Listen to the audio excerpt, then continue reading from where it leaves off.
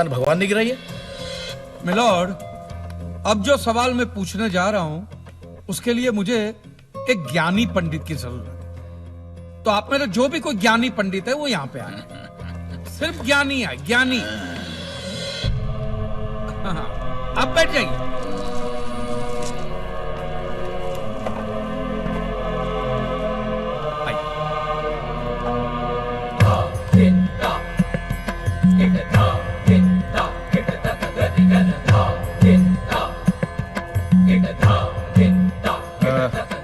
महाराज, आप जो पंडित लोग आपके प्रवचन में जो शास्त्रों की बातें करते हैं, तो शास्त्रों में जो भी लिखा होता है वो सब सही होता है? 100%। ऐसा कहां लिखा है? ये तो आप कह रहे हैं। गीता में लिखा है। अच्छा, क्या लिखा है गीता में? गीता के 4थे अध्याय का 40वां श्लोक। अज्ञस्य अश्रद्धानस्य संशयात्मा विनश्यति, नायम लोकस्ति न परा न सुखम संशयात्मना। मतलब क्या? इसका अर्थ है, जो अज्ञानी श्रद्धा विहीन मनुष्य शास्त्र पर संदेह या शक करता है, उसका विनाश निश्चित है। उसे भूलोक या परलोक कहीं भी शांति नहीं मिलती। समझा? ये बहुत इंटरेस्टिंग आइटम है। महाराज, आपको ये गीता में या शास्त्रों में कुछ भी समझ में आता है?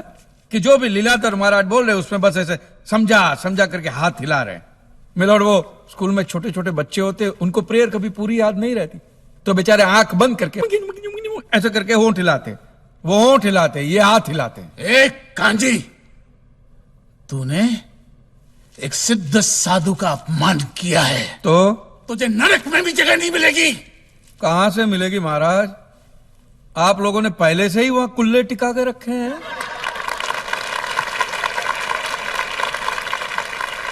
तेरा ये दुस्साहस नास्तिक!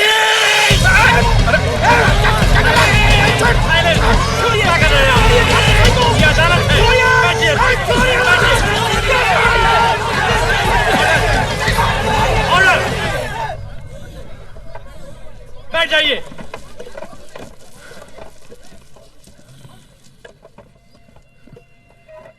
दुखेष्वनु द्विग्न मनः सुखेषु विगत स्पृह वितराग भय क्रोध स्थित धीर मुनि रुच्यते। अध्याय 2 श्लोक 56। अर्थात जिस मनुष्य के लिए सुख और दुख समान अवस्था है, जो भय और क्रोध से मुक्त है, जो स्थिर बुद्धि वाला है ना, वही सिद्ध पुरुष कहलाता है।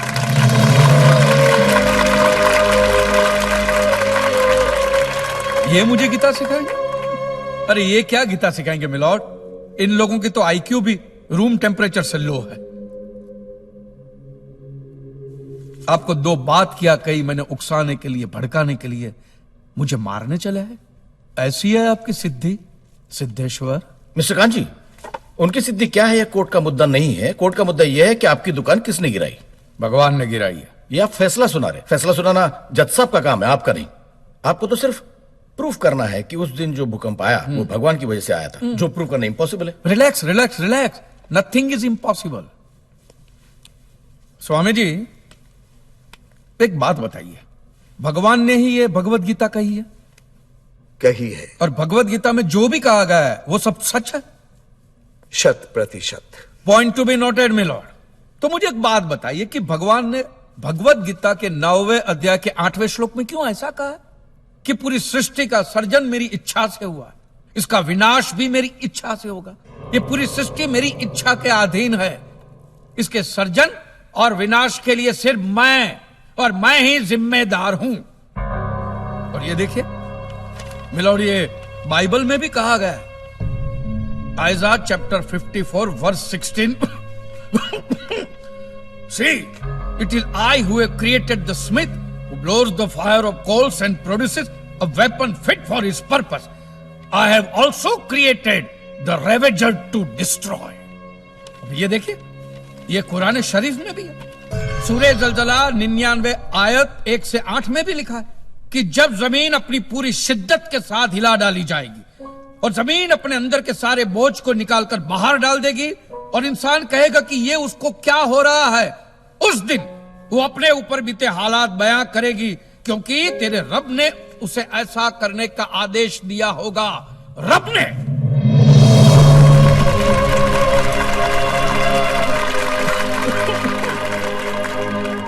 इन सारी बातों का मतलब एक ही होता है मिलोन, कि ये भगवान द्वारा किए हुए भूकंप से ही मेरी दुकान गिरी है। मतलब it is an act of God. ये सब ऊपर वाले की करनी है, और मेरे साथ साथ जिन लोगों का नुकसान ऊपर वाले की वजह से हुआ है, उन सब के पैसे भी ऊपर वाला ही देगा। नहीं तो उनके collection agent. Your honour, mister Kanchi Leeladhar Swami को बातों में फंसा रहे हैं। सरदेसाई जी, क्या कर रहे हैं आप? अरे बोलने दो, उसे बोलने दो। अगर ये प्रूव हो जाता है कि भगवान है तो हम लोग पैसा देने से बच जाएंगे। अच्छा, पूरा दोष अब आप हम पर थोपना चाहते हैं। चुप कीजिए। अपनी स्कीम से बचने के लिए आप भगवान का नाम नहीं ले सकते। चुप कीजिए। क्योंकि भगवान पर सिर्फ हमारा कॉपीराइट है। कॉपीराइट? अरे दो मंदिर क्या बनवा दिए? भगवान आपके बाप का मालूम है? खबरदार, हमारा संप्रदाय तुमको छोड़ेगा नहीं। क्या कर रहे हो? साइलेंस। Relax relax. आज तक तो मिलोड सिर्फ इतना ही सुनने में आया था कि भगवान की आरती होती है, आराधना होती है, यज्ञ वगैरह होते हैं। आज तो ये भी सुनने को मिल रहा है कि भगवान के कॉपीराइट भी होते हैं। भगवान के कॉपीराइट ऊपर वाले की ब्रांड बना दी है इन्होंने। आज मुझे विश्वास हो गया है कि भगवान नहीं है, बिल्कुल नहीं है, हो ही नहीं सकता।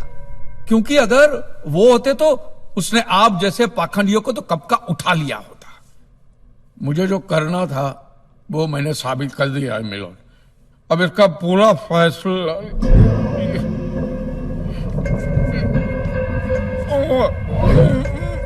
मिस्टर कांजी, आप ठीक तो है ना? मिस्टर कांजी, आप ठीक है ना? मिस्टर कांजी,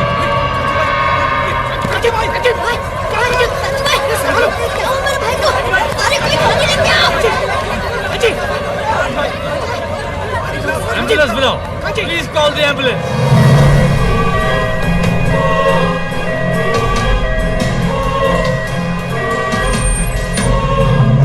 इधर ही आजा। Excuse me. एक मिनट भाई, जरा प्लीज जाने दीजिए। जगह दे दीजिए प्लीज। एक्सक्यूज मी, जरा प्लीज रास्ता छोड़िए प्लीज प्लीज। आप लोग अंदर नहीं जा सकते। नहीं, बोला ना मैंने, आप लोग अंदर नहीं जा सकते। अरे लेकिन वो मेरे पति है, क्यों मुझे नहीं उससे मिलना है। आप अंदर।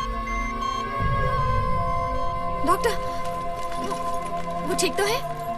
It is a severe attack of paralysis and now he has gone into coma.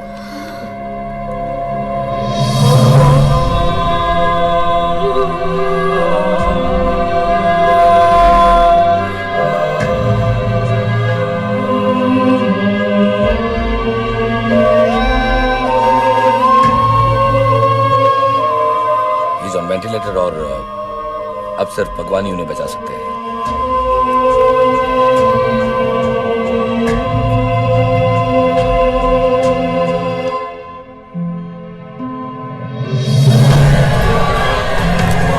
Active God के ऊपर जितने भी लोग हैं उनकी 400 करोड़ चुकाने का फैसला क्या है?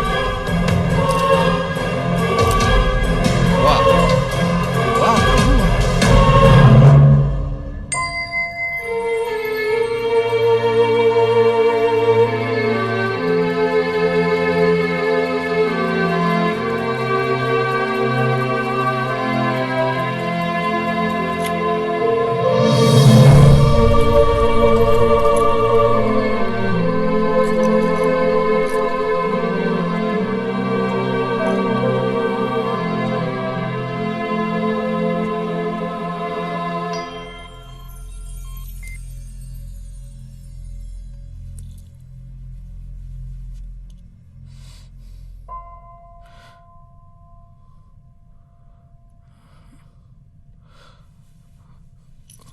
मैं कहाँ हूं?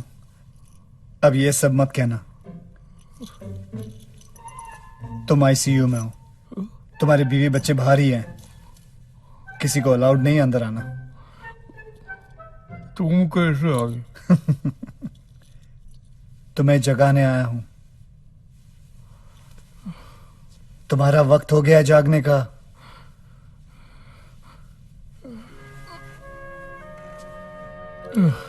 दिल से गालियां दी है ना भगवान को,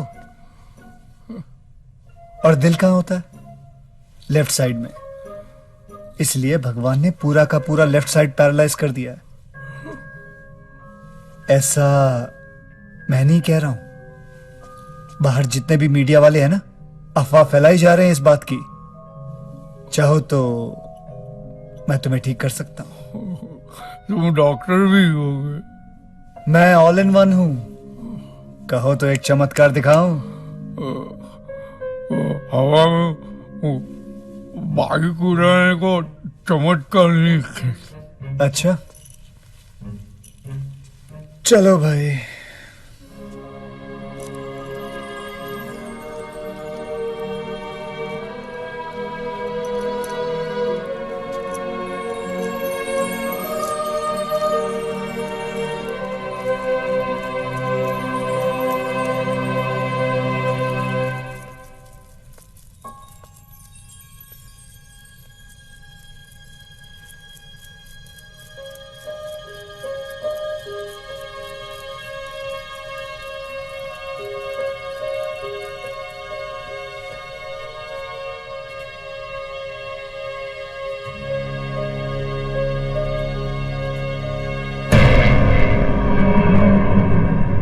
कृष्ण वासुदेव यादव फ्रॉम गोकुल।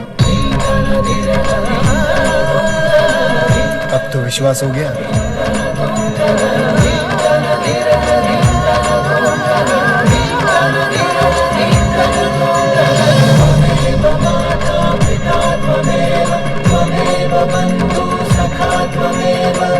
अरे मैं उसी रूप में आया हूं जो आप लोग हमेशा देखते हो टीवी पे, कैलेंडर पे, फिल्मों में।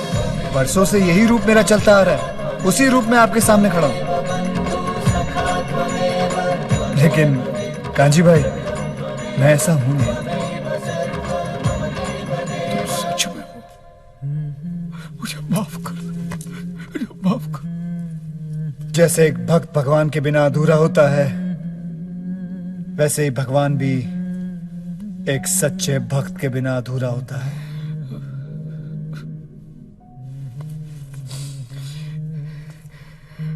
ये चमत्कार पहले क्यों नहीं दिखाया? यही तो प्रॉब्लम है दोस्त। मैं कृष्ण हूं इसलिए चमत्कार करता हूं। चमत्कार करता हूं इसलिए कृष्ण नहीं हूं। मतलब तुम हो, भगवान है, और भगवान मेरा बाप नहीं, मेरा दोस्त है। दोस्त तो मैं सभी का हूं, लेकिन कोई समझता नहीं मुझे अपना दोस्त। लोगों ने बड़ा आदमी बना दिया है, भटकते रहे अकेला, और क्या। हाँ, लेकिन मैं वैसा आदमी नहीं हूं जैसा लोग समझते हैं मुझे। मुझ में भी कॉमन सेंस है। मुझे लोगों के फूल, प्रसाद या चढ़ावे, कैंडल, चादर, इन सब से दिलचस्पी नहीं है। मैं तो चाहता हूं कि ये सब चीजें वो लोग गरीबों में बांटते हैं। मुझे अगर लगाव है तो उनकी श्रद्धा से, उनके प्यार से, उनकी आस्था से। एक मिनट भाई, आस्था से? तो मैं तो तुझ में मानता ही नहीं, एक नंबर का नास्तिक। तो मेरे ही सामने क्यों आया? कांजी भाई बैठो।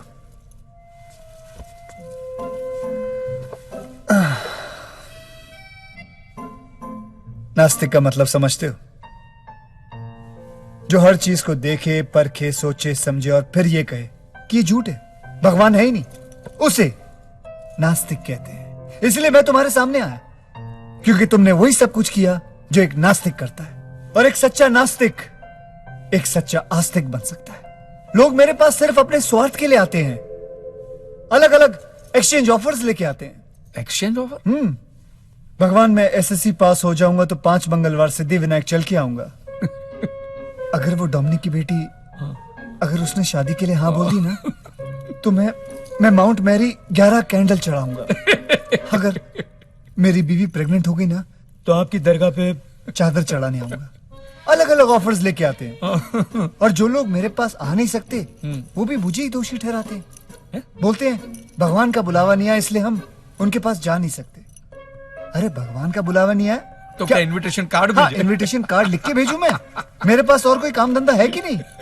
और वैसे भी कांजी भाई, मैं कण कण में हूँ, मैं सब जगह मौजूद हूँ। जब तुम सब जगह हो तो ये लोग मंदिर खोल के क्यों बैठे? मेरे पास मेरा खुद का घर है, मुझे 4 दीवारों के अंदर नहीं रहना है। तो फिर तुमने ऐसा धर्म बनाया ही क्यों? हाँ, मैंने सिर्फ इंसान बनाया, और इंसान ने ये जात पात धर्म मजहब का धंधा शुरू किया, और ये धंधा हजारों सालों से चलता आ रहा है, क्योंकि तुम्हें उसकी जरूरत है। तो फिर ऐसा धर्म को उठा के फेंक देना चाहिए ना। हाँ, लोगों से उनका धर्म कभी मत छीनना। अगर तुम लोगों से उनका धर्म छीनोगे तो वो तुम्हें अपना धर्म बना लेंगे। तुम्हें विश्वास नहीं होता ना? 1 महीने से तुम यहां आईसीयू में पड़े हो। मैं तुम्हें बताता हूं कि 1 महीने के अंदर क्या क्या हुआ। देखो। कांजी प्रभु,